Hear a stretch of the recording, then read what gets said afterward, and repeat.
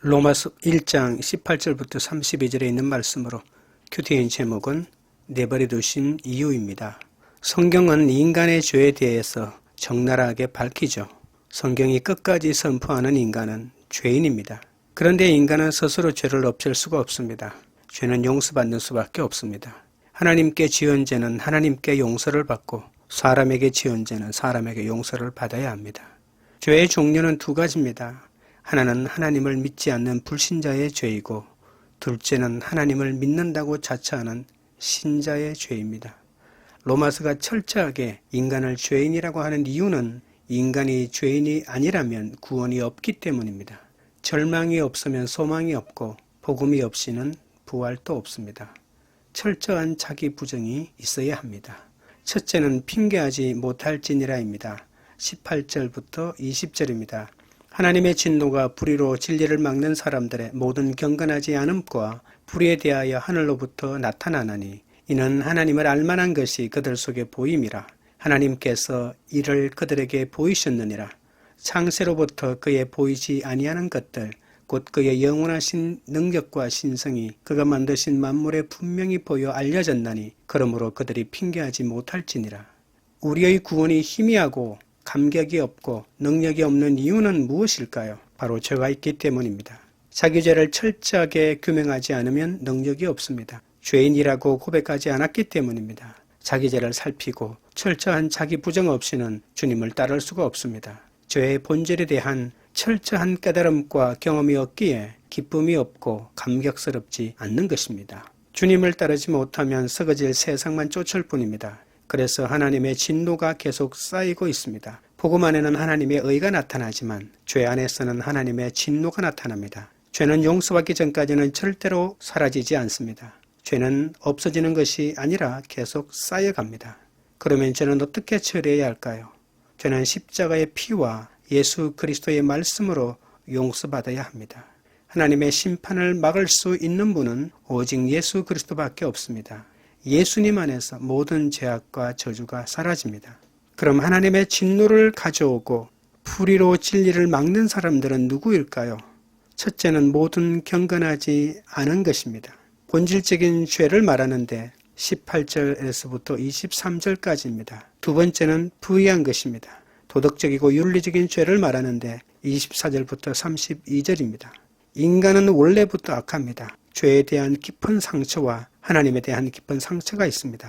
경건하지 않은 사람들은 하나님을 우습게 생각하면서 하나님이 없다고 합니다. 경건은 하나님을 존경하고 거룩하게 생각하고 경외하는 마음을 가지고 있죠. 그래서 경건하지 않는 것은 하나님을 내 마음속에 모시지 않는 것이죠. 하나님께 경배와 찬양과 존귀를 올려드리지 않습니다. 하나님의 존재를 인정하지도 않고 내 인생과 연관시키지 않습니다. 아예 하나님이 내 인생에 간섭하지 못하게 합니다. 이러한 죄의 본능을 제어하고 마음속의 성향을 제어해야 합니다. 하나님을 거부하면 전등에 빛이 없는 것과 같습니다. 빛도 없고 캄캄한 세상에 머물러 있는 것이죠. 그러니 하나님이 계시지 않으면 우리 인생은 썩을 수밖에 없습니다. 불의한 사람들의 불의는 하나님을 모시지 않거나 경건하게 생활하지 않는 데서 옵니다. 불의는 윤리적인 타락을 가져오죠. 죄를 이길 힘이 없을 뿐더러 끝잡을 수 없이 부패해 갑니다.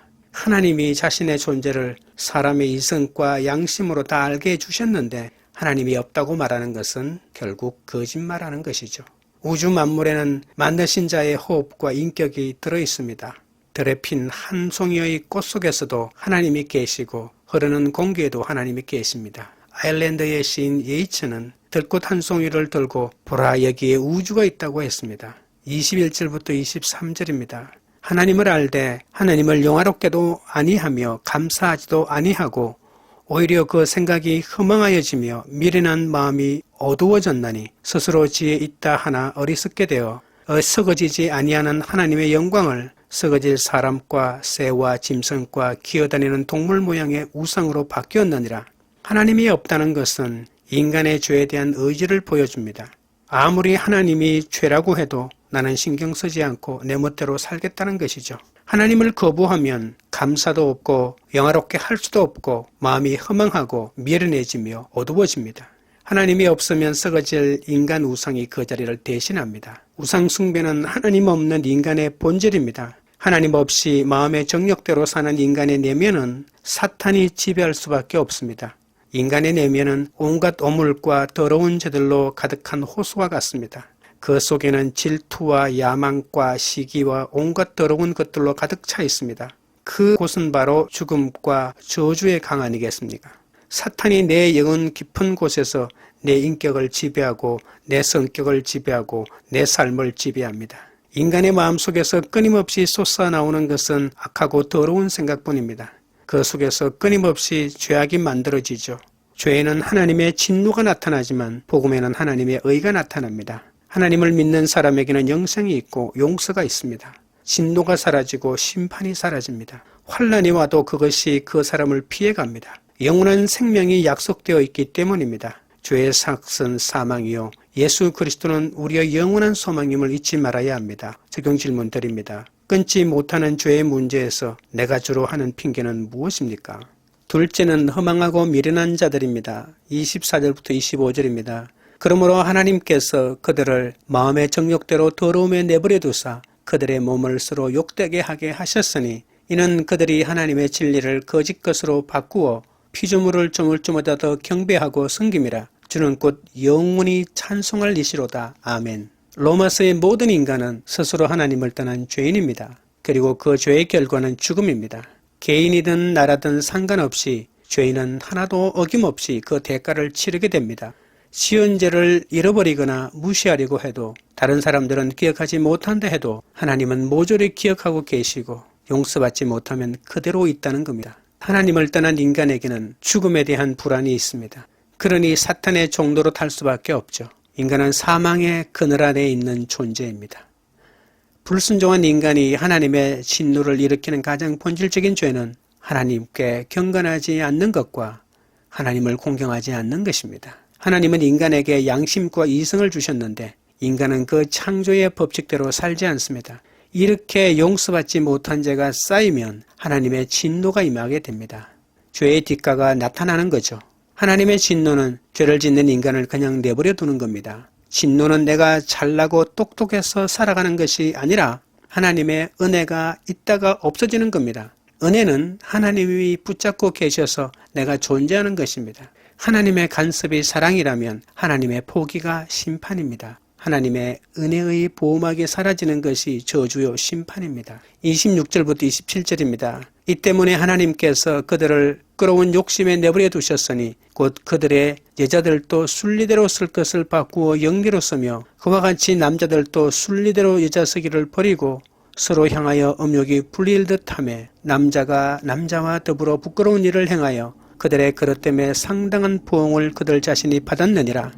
하나님의 진노가 임한 인간은 본능대로 살아갑니다. 첫째는 저희 몸을 서로 욕되게 느끼는 대로 동물처럼 살아갑니다. 둘째는 하나님의 진리를 거짓되게 합니다. 셋째는 피조물을 조물주보다 더 경배하고 섬깁니다. 인간을 하나님보다 돈을 하나님보다 더 섬깁니다. 거짓이 판치고 물질과 인간이 우상이 되는 저주받은 사회입니다. 정욕대로 사는 인간은 자기 몸을 더럽히는 본능과 쾌락 중심의 사회입니다. 성적으로 타락한 사회이죠. 남자는 남자답게 여자는 여자답게 사는 것이 하나님의 평등 아닙니까? 여자와 여자가 살면 하나님께서 만들어주신 가정이 없어집니다. 성적으로 타락한 사회는 물질 중심의 사회입니다. 하나님의 백성들은 가정을 성결하게 지켜야 합니다. 남성도 여성도 순결을 지켜야 하죠. 가정을 파괴하는 어떤 세력도 대항해야 합니다. 나는 내 가정을 지키겠다. 나는 내 가정에 대하여 도덕적 순결을 지키겠다고 약속해야 합니다. 성이 지배하는 사회는 마음에 하나님 두기를 싫어합니다. 그래서 온갖 부도덕과 부패가 나타납니다. 사람은 마음의 독버섯처럼 21가지 죄들을 저지릅니다. 이 죄악의 근본은 하나님을 거부하는 데 있습니다. 인간의 내면에 있는 이 어두운 골방을 청소하려면 어떻게 해야 할까요? 먼저 빛을 받아들여야 합니다. 어둠의 골방을 나와야 합니다. 치유하는 하나님의 광선이 계속 쬐면 완전하게 치유되고 새 생명을 얻게 됩니다. 둘째는 스스로 청소할 수 없음을 인정해야 합니다. 우리 안에 있는 어둠과 죽음의 세력들을 스스로 몰아낼 수 없습니다.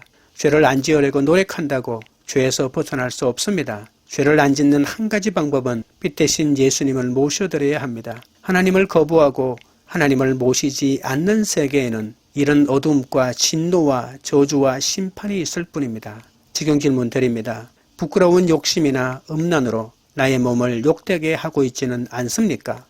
셋째는 상실한 마음입니다. 28절부터 31절입니다. 또한 그들이 마음에 하나님 두기를 싫어하며 하나님께서 그들을 그 상실한 마음대로 내버려 두사 합당하지 못한 일을 하게 하셨으니 곧 모든 불의, 추악, 탐욕, 악의가 가득한 자요, 시기, 살인, 분쟁, 사기, 악독이 가득한 자요, 수군수군하는 자요, 비방하는 자요, 하나님께서 미워하시는 자요, 능욕하는 자요, 교만한 자요, 자랑하는 자요, 악을 도모하는 자요, 부모를 거역하는 자요, 우매한 자요, 배약하는 자요, 무정한 자요, 무자비한 자라. 인간의 죄는 하나님을 거부하는 데서 시작됩니다. 썩어지지 아니할 하나님의 영광을 썩어질 사람과 새와 짐승과 기어다니는 동물 모양의 우상으로 바꾸었습니다. 하나님은 내 멋대로 하고 싶은 대로 살라는 것 더는 간섭하지 않겠다며 포기해버리죠. 마음의 정욕대로 더러움에 내버려두고 부끄러운 욕심에 내버려두고 그 상실한 마음대로 내버려둡니다. 왜 하나님은 인간의 죄의 본성대로 살도록 내버려두실까요? 저희가 마음에 하나님 두기를 싫어하기 때문입니다.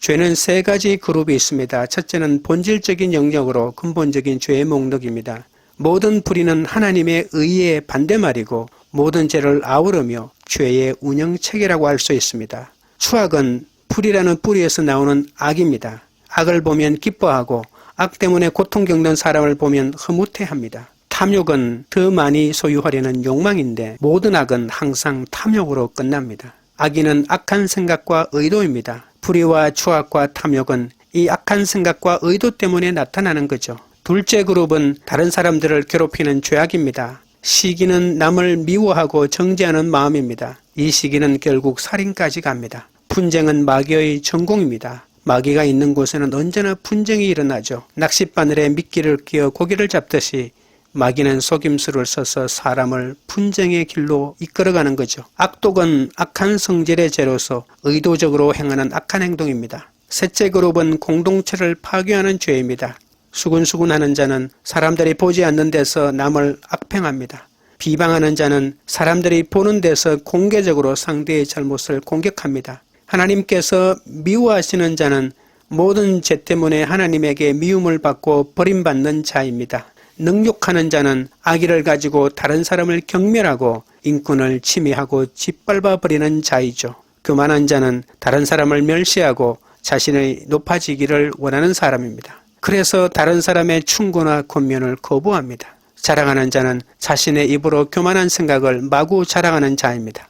악을 도모하는 자는 자기가 가장 중요하다고 여기며 모든 것이 자기 중심적입니다. 스스로 악할 뿐 아니라 다른 사람들과 악을 도모하여 악을 전념시키는 자입니다. 부모를 거역하는 자는 배은망덕한 자입니다.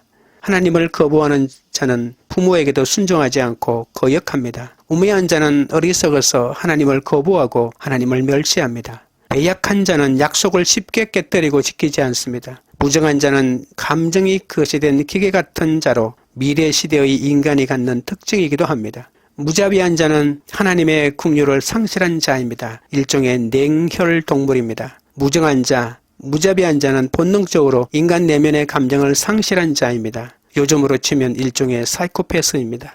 32절입니다. 그들이 이 같은 일을 행하는 자는 사형에 해당한다고 하나님께서 정하심을 알고도 자기들만 행할 뿐 아니라 또한 그런 일을 행하는 자들을 옳다 하느니라. 우리는 두 가지 사실을 배워야 합니다. 첫째는 우리는 하나님을 알만한 것이 우리 속에 있기에 이런 일은 사형에 해당하는 죄임을 알고 있습니다. 둘째는 알고도 이런 악을 행할 뿐 아니라 그런 일을 행하는 자를 오히려 옹호하고 있다는 겁니다. 그들은 사악하고 강교하여 의도적으로 하나님에 대하여 반역을 일삼습니다. 우리는 이 말씀을 듣고 두렵고 떨림으로 회개하고 하나님 앞에 나오든지 아니면 이런 말씀을 듣고도 아무런 마음의 찔림과 회개가 없든지 둘 중에 하나를 선택할 수밖에 없습니다. 우리의 대답은 오직 한 가지입니다. 우리의 이런 죄악을 보고 마음의 찔림과 회개를 통해 주님의 십자가 앞에 겸손히 나가야 합니다.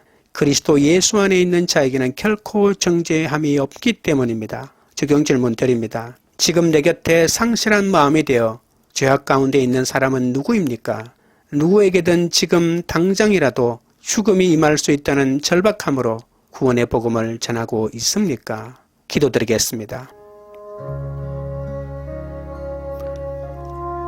하나님 아버지, 하나님을 알만한 일을 늘 보여주셔도 내 분노를 합리화하고 세상의 지혜와 행복만을 구하며 허망한 생각에 빠져 있을 때가 많았습니다. 상실한 마음이 되어 내 인생에서 무엇이 잘못되었는지 모른 채 썩어질 우상을 향해 달려가는 저를 불쌍히 여겨 주옵소서. 더 늦기 전에 내 속에 있는 진노를 삿지 않게 하시고 회개하며 돌이키게 하여 주시옵소서. 우상으로 삼고 있는 것들을 내려놓습니다. 하나님의 오르심을 인정하지 못하는 부분을 회개합니다. 어떤 경우에도 하나님은 오르십니다. 하나님이 틀렸고 나는 죽기까지 옳다며 하나님이 불의하다고 진리를 막는 일이 없도록 저를 붙들어 주시옵소서. 주님, 입에도 담기 싫은 21가지 죄의 목록이 하나도 빠짐없이 우리에게 있습니다. 이 가운데 한 가지만 있어도 사형을 당할 수밖에 없는데 하나님이 내버려 두셔서 깨닫지 못하는 죄가 있을까 두렵습니다. 사건을 통해 죄를 깨닫고 나의 허물을 알기 원합니다. 우리를 간섭하시는 하나님의 사랑을 경험하기 원합니다. 재앙이 오고 사건이 다가올수록 마음이 완악해져서 마음이 어두워질까 두렵습니다. 내 식구들이 끝까지 죄를 인정하지 않고 영원한 진노 가운데 죽을까 두렵습니다. 그리스도의 피와 찢기신 살을 기억하게 하옵소서. 우리의 숨겨진 비밀들이 다 드러나게 하옵시고 하나님 앞에 거룩하고 의로운 자들이 되게 하여 주옵소서. 세상에서 성공하기 위한 지혜가 가장 큰 저주인 것을 깨닫게 해주셔서 오직 예수만 섬기며 딴 길로 가지 않게 하여 주옵소서. 예수님 없이 살아가는 가족들이 하루속히 주님께로 돌아오게 하시고 나와 내 가족 지체들이 하나님이 내버려두는 자가 되지 않도록 날마다 간섭하여 주시옵소서.